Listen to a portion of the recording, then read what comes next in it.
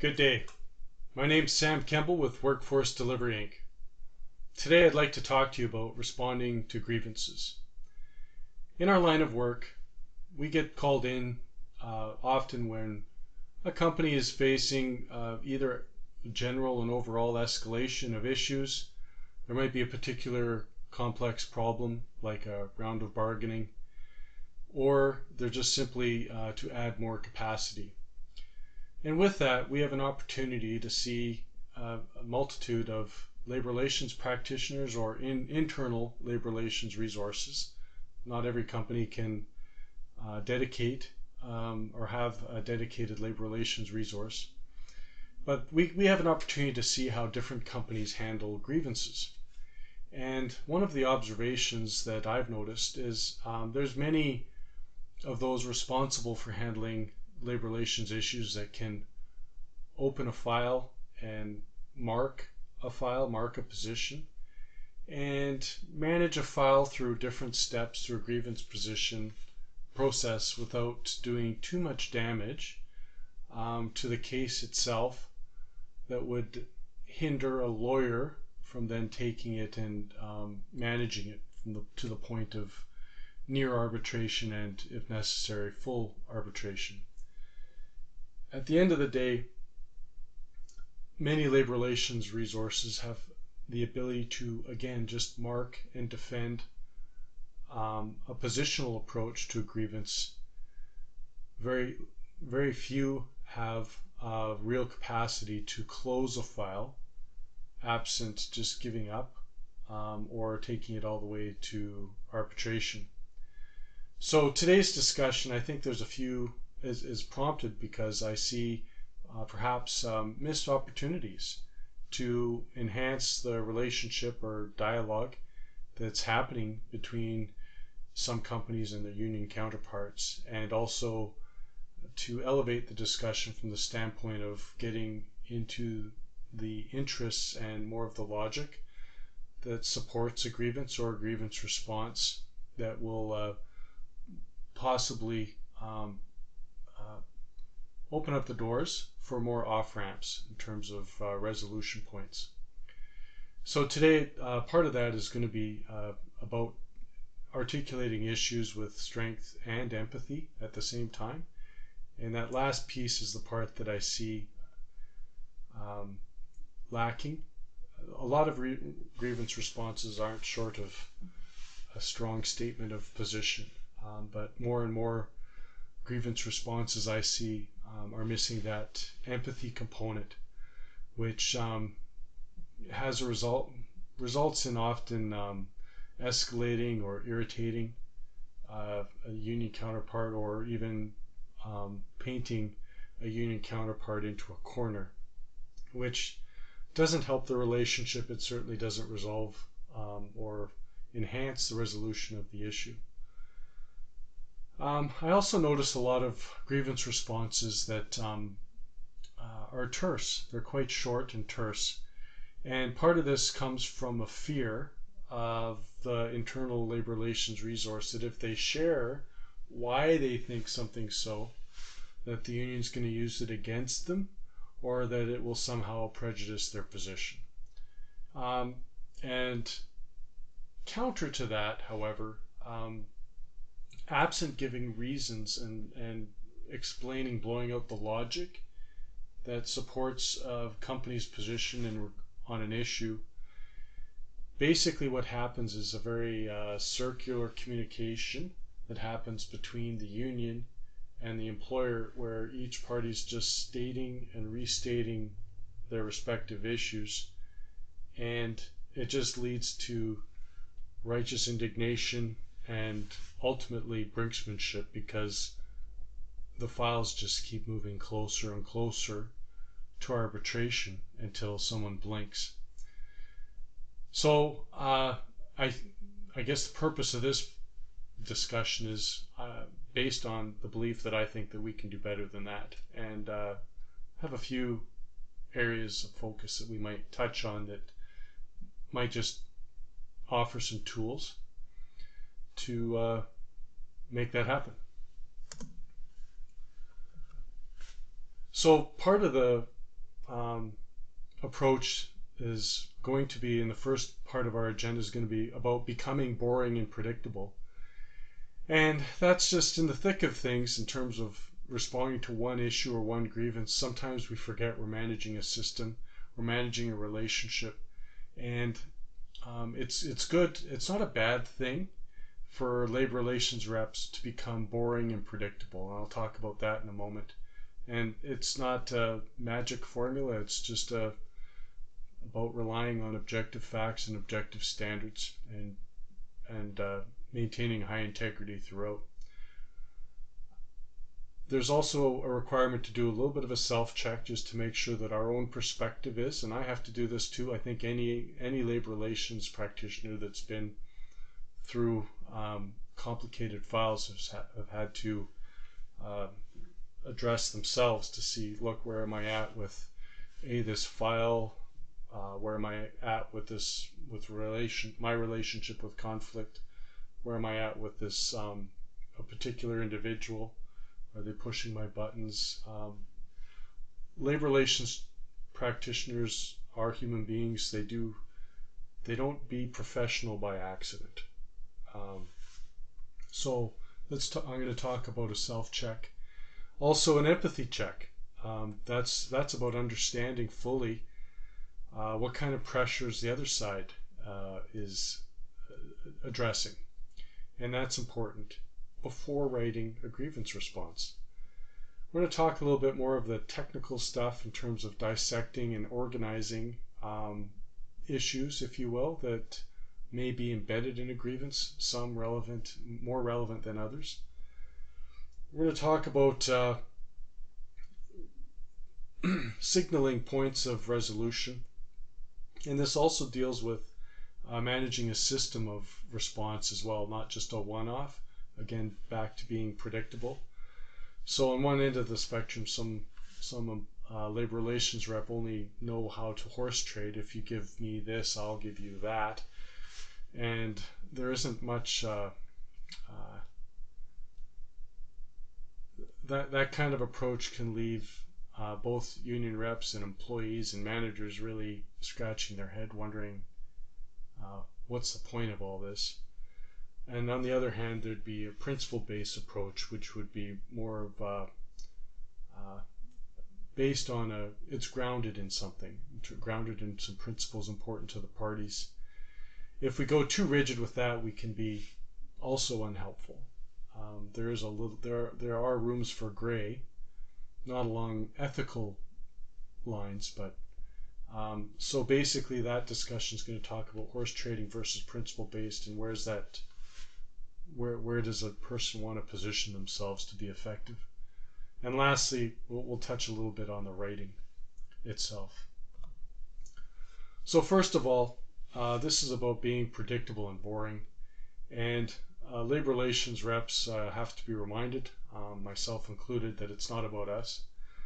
And also, there's enough coming at a labor relations person in terms, and both union and management, in terms of issues and circumstances, that there's enough excitement to go around, let's put it that way, that we do not need to become part of the drama.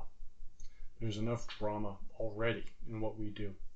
So being boring isn't a bad thing. And to do that, I take a fairly formulaic approach. First of all, it's again high integrity. And the first element of that is just establishing or finding the objective facts. And often I'll include the union in seeking those objective facts. And just like I would expect from the union, I wouldn't want the union to tinker with the facts. They're facts, that's why they're called facts. And to afford a union counterpart the same luxury is we play the ball where it lies. Like, I do labor relations like I don't play golf. I'm not serious about golf. So if my ball is in a really, really bad situation, I'm also not going to take any trophies home. So I'll move the ball. And I know some golf purists are going to hate me for that, but I'm not a golf purist. I'm an amateur hack.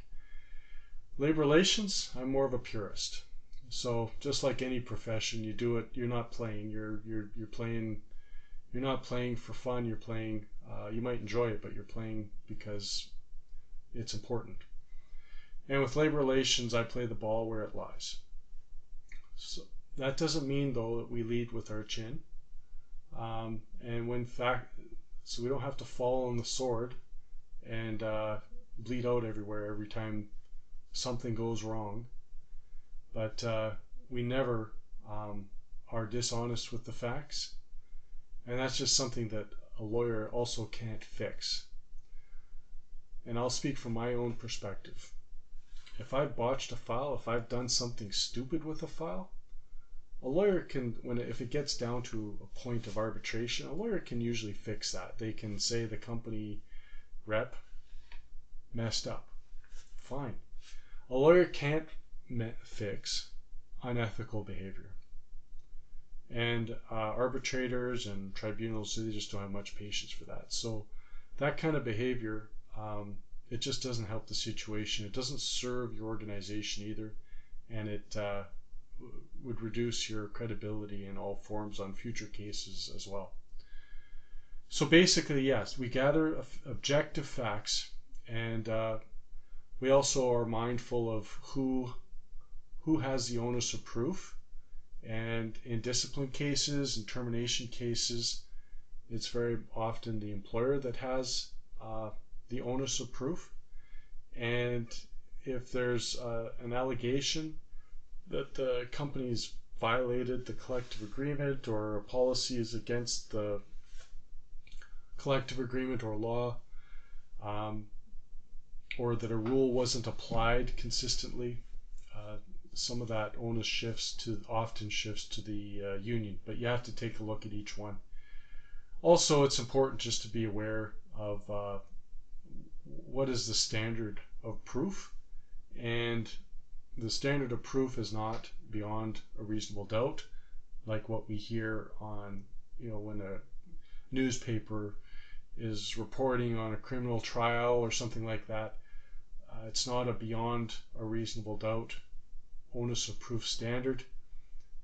For us in labor relations, we're held to more of an administrative law standard, which is usually on a balance of probabilities. The second piece of being boring is objective standards. So relying on objective standards. And so basically what I end up doing with almost every file is I look for the objective facts, then I look for the objective standards, and then we weave the facts and the standards together and see where the issues shake out. It's a formula. It's a fairly boring but workable formula. So if I've disciplined someone or terminated someone, then arbitrator is first of all going to look at, or any tribunal is going to look at, well, if Bob was doing something that was putting his job in jeopardy, did Bob know at the time that he was putting his job in jeopardy? And if so, how? And or would Bob fully expect, if he was caught at this, that he would get discipline? So basically the first landing spot or source of objective standards that I like to look for on any file is, where are the rules? So is there a rule in place? Is it written? Where was it shared? Was it explained to the employee? Was it enforced consistently? And has it been enforced fairly? So that's one set of probably the main set of objective standards that we spend a lot of time with. But there are more objective standards that you can point to, like start and quit times. Again, objective facts is Sam came in at 7:15 a.m. The objective fact is I came in at 7:15 a.m.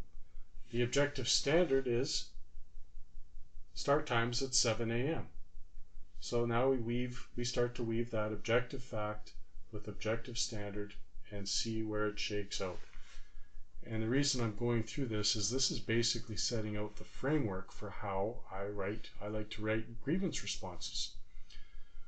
So there's start quick times as an objective standard. If there's productivity issues, you can get average productivity metrics of individuals of similar experience and skill. There's attendance, and you can use attendance averages, and there's court cases on that. And actually I've blogged about that as well. There's quality measurements. There's also legislation and regulation which points to fairly profound objective standards to which both employers and employees are held. Sometimes that comes in play. Well, it can come into play in anything, but it can certainly come into play in regards to a safety issue or discrimination issue, that kind of stuff in the workplace.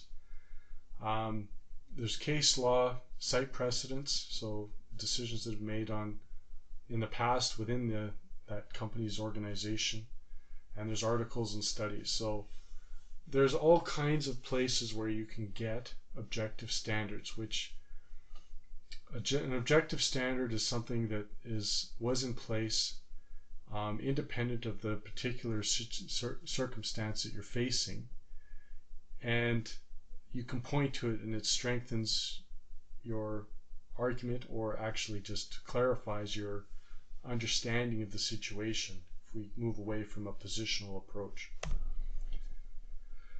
So by giving those, I just want to stay back on that for a moment, but to round out objective facts and objective standards, by using that weaving that into your writing of grievance responses, you're now giving the union leadership ammo, if you will, to deal with the grievance more reasonably. And again, a union doesn't always choose what grievances get filed. They have a duty to represent.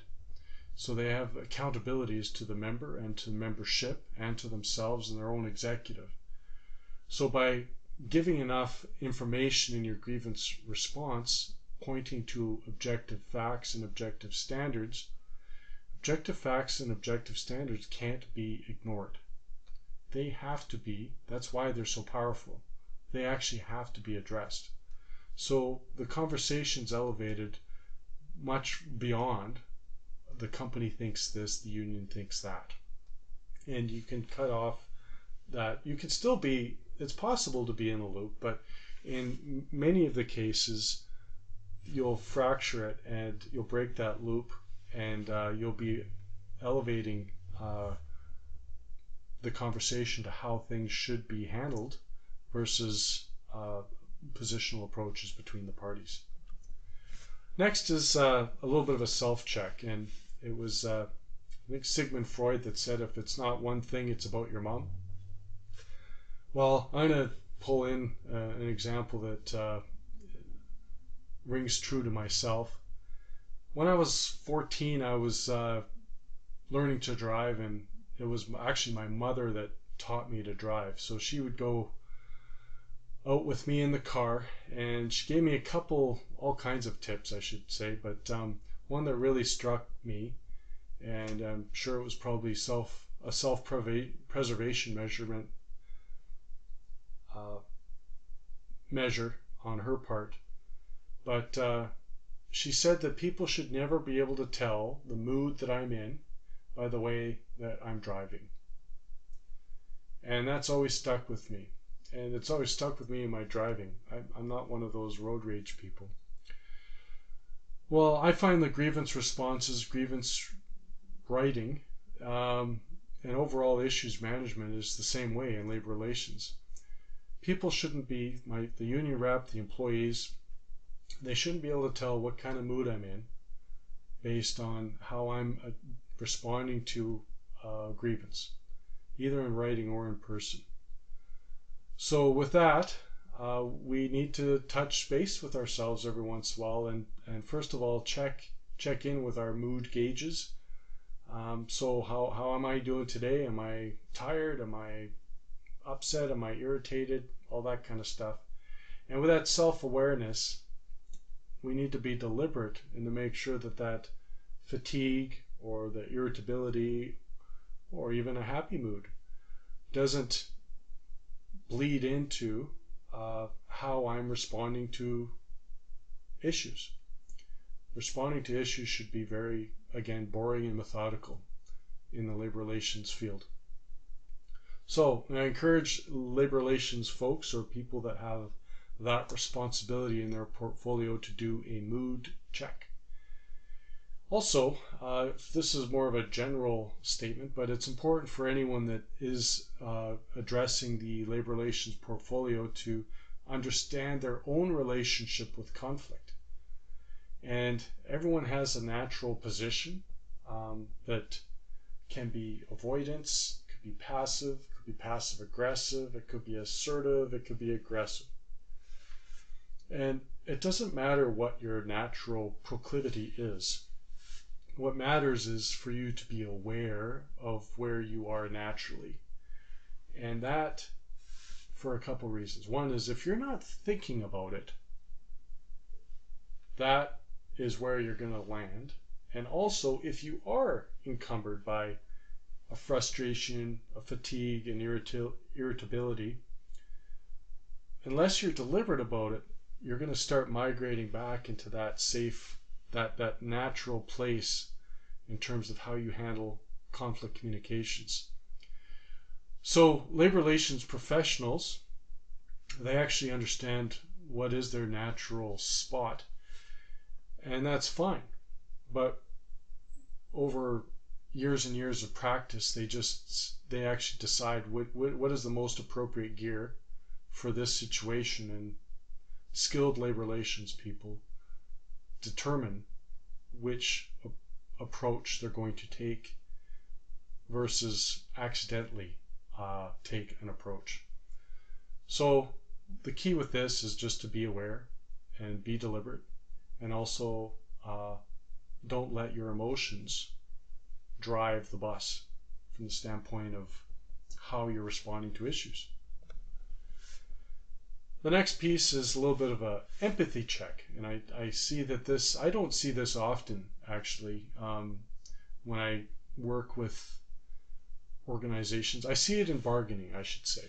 I see it in bargaining, and I see the empathy at the executive level when to those to whom we're reporting grievance outcomes and results. The executive leadership usually has a tendency to have at least an understanding or a want to know in terms of what are the pushes and pressures of the union representatives involved in the file. But at the front end level of I guess less experienced labor relations and HR people, this is usually a missing component. And I guess the thing is I was at a bargaining table one point in time, and I was quite impressed by a labor relations colleague that held his hand up to the table and said, this is my hand, and you're looking at the hand and you see this, the palm of my hand, and I'm looking at the hand and I see the back of my palm hand. So we're looking at the same hand and we see different things. And yeah, that was impactful, if you will, from the standpoint of just simply stating that we view things from a different vantage point. But even that, it's quite a limiting approach to understanding empathy. It's not just the eye of the beholder. That's much too limiting. That assumes a closed system. And it assumes that we are aware of all the pressures that a union, actually it assumes that we have the same pressures, they just look at them differently. But in reality, in labor relations, it's much more complex than that. It's an open system. So there's a few things where we can take a look at, just as a checklist, if you will, is what is the union leader like, personality-wise? And to what extent does that union leader have a persona? Many union leaders actually manage themselves by creating a persona for themselves. And the thing about personas is they're simple and static. And because they're static, they're not real. And that, unless you're it can bog things down, just because anything that's static is one step away from reality. So you're not really talking to someone that's looking at the issue in front of you. You're talking about to someone who is looking at the issue in front of them within the context of upholding or protecting the persona that they're trying to protect. And it just adds a few steps to finding resolution. It's important to understand where the union leadership is in their election cycle. What kind of relationship does that union leader or representative have with the union executive? What about the union officers? Are they appointed or elected?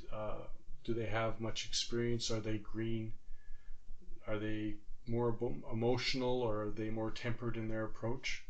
What's the tone of the membership, and to whom this union rep will ultimately have to respond to as well? What other pressures and aspirations and biases and opinions?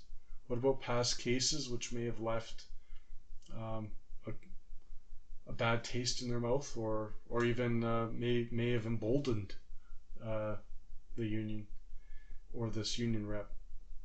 And also, it's important to weave in or try to take a look at the corporate context and look at it from the standpoint of the union's position as well. So are there layoffs? Are their profits going through the roof? Do they feel that generally are they getting a fair shake?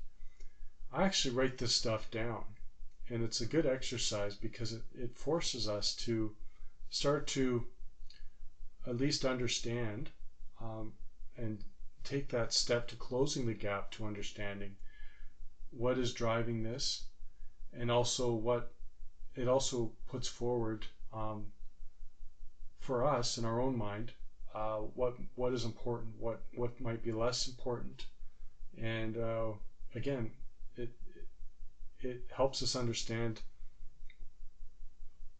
possible paths or identify paths that might lead towards a resolution or a resolve on this type of stuff. So we've covered quite a bit of ground in just terms of at a high level, but I just want to touch on the writing, grievance responses. And much like a labor relations rep being the importance of being boring, maybe I'm boring and I just think labor relations people should be boring, but no, with grievance issues and all that kind of stuff, again, there's already enough escalation that when drafting or responding, that a little bit of formality in terms of how we respond can help. It just keeps the conversation up here, so it doesn't reduce into something emotional or counterproductive, if you will. So the simple practice of always responding in a letter format, even if you're emailing it, is a good way to sort of set that boundary in terms of this is not informal communication. Emails are for giving directions and setting up meetings, but overall correspondence should be on letterhead, and it just sets a slightly different tone. I like learning from my mistakes. I guess I was forced to, like all of us. I had early in my career, I wrote this scathing email that it was just, I was quite proud of myself. Not an email, it was a letter. But I was quite proud of myself. I thought, geez, I just socked it to him. And my boss ended up, it went to my counterpart, and then up, and then to my boss, and my boss sent a note back to me simply stating there are times for letters like that, and that was not one of them.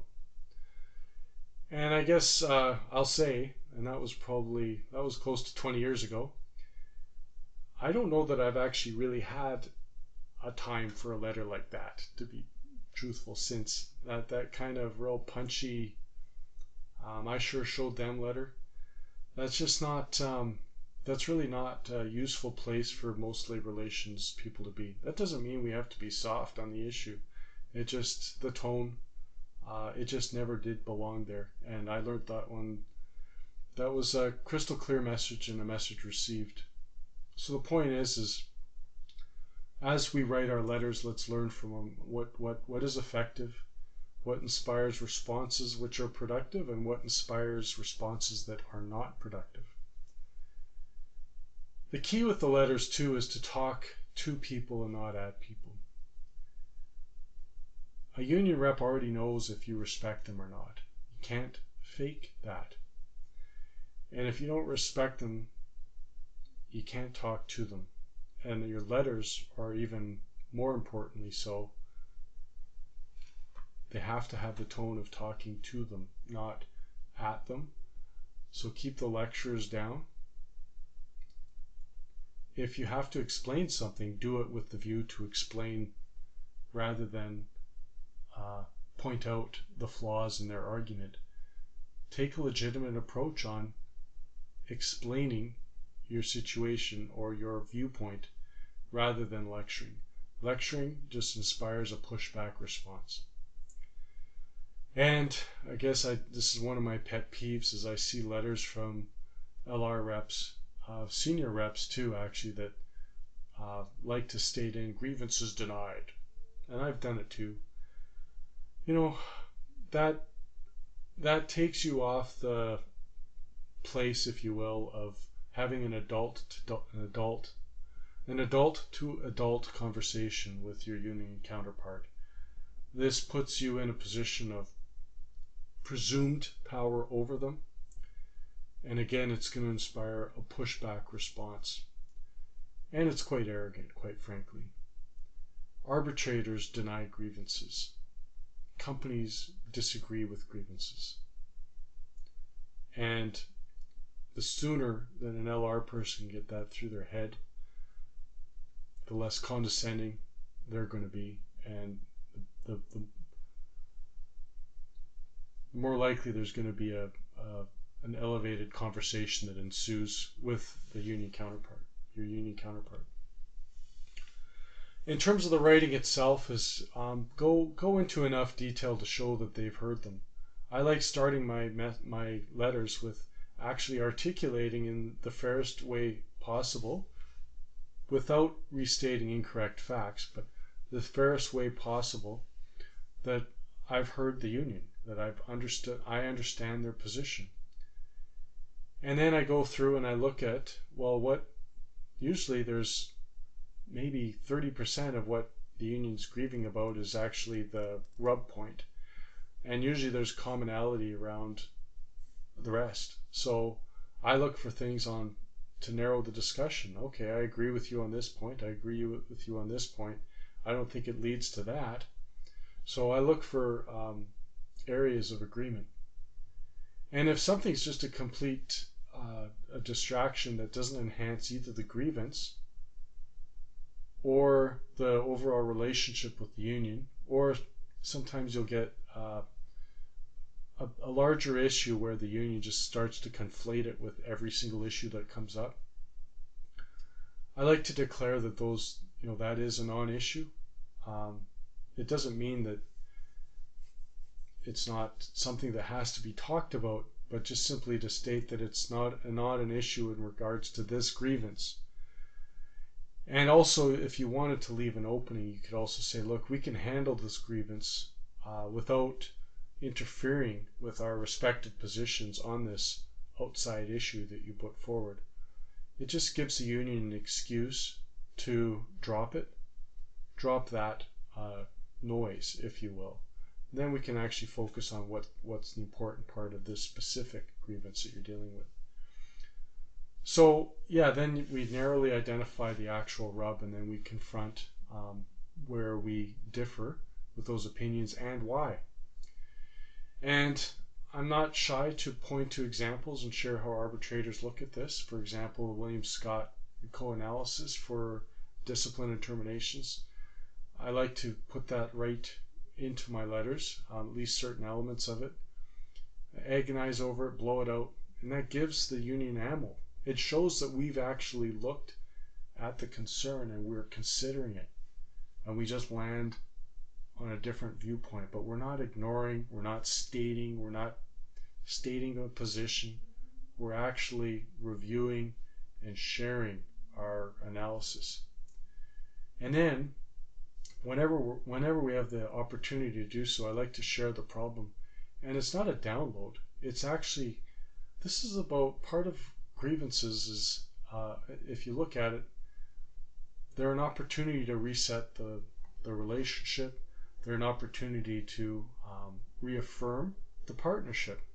So if we share the problem, and we definitely have to use a little bit of that empathy skill in this, and also help the union understand why it's their problem too, then in so doing that we can actually start to shift the conversation from the specific issue and just gently remind that there's an ongoing relationship, an ongoing work site that needs our assistance here.